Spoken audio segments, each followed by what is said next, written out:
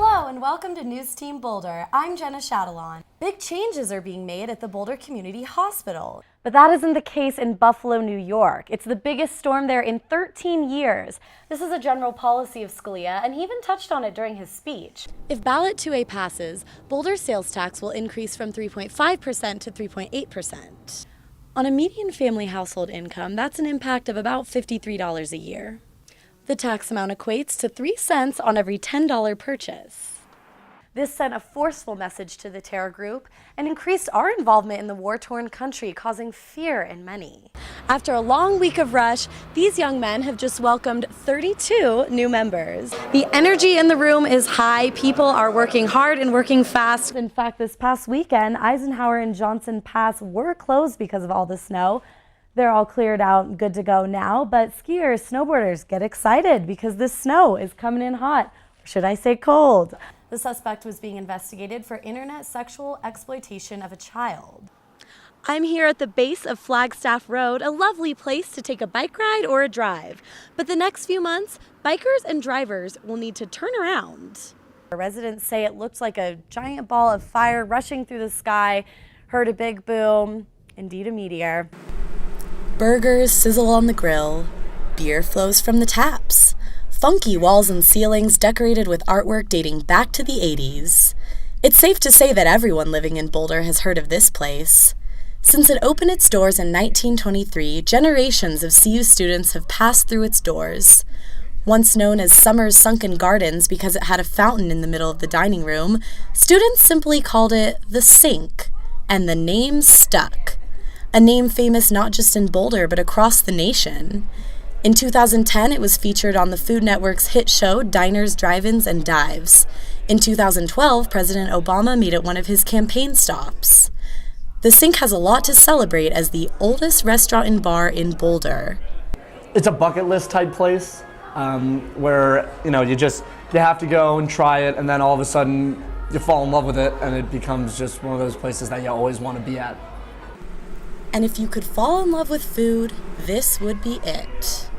In 1958, owner at the time Floyd Marks and son-in-law Irby Kavar introduced the now famous Sink Burger, rated Boulder's best burger, and its signature Sink Hickory sauce. This combo is said to be a main meal that keeps people coming back for more. But it's the experience that makes them stay. I mean, we have a cool atmosphere, our game days are huge here. We get a lot of people rolling through. We have a big CU crowd. Our graduation days are massive. Everybody gets to sign the ceiling. Their so-called secret to success is staying true to what they do best. It's helped them endure for over 90 years, a milestone for the Sink and for our city. Jenna Shadalon, NewsTeam Boulder.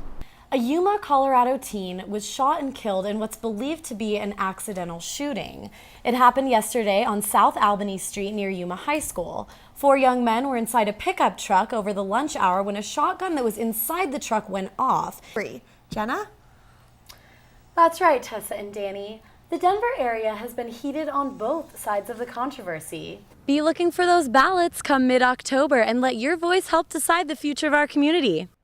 Hello and welcome to this week's weather. We've got a nice day today in Boulder, Colorado. Current temperature is 45 degrees. We've got calm wind speeds, 69% humidity, and a nice visibility of 10 miles.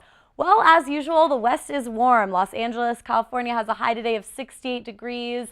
Miami, another warm place, high of 75. A little bit cooler over in Austin, Texas, high of 67, again 52 in Denver, 25 degrees, a lot cooler over there in Chicago.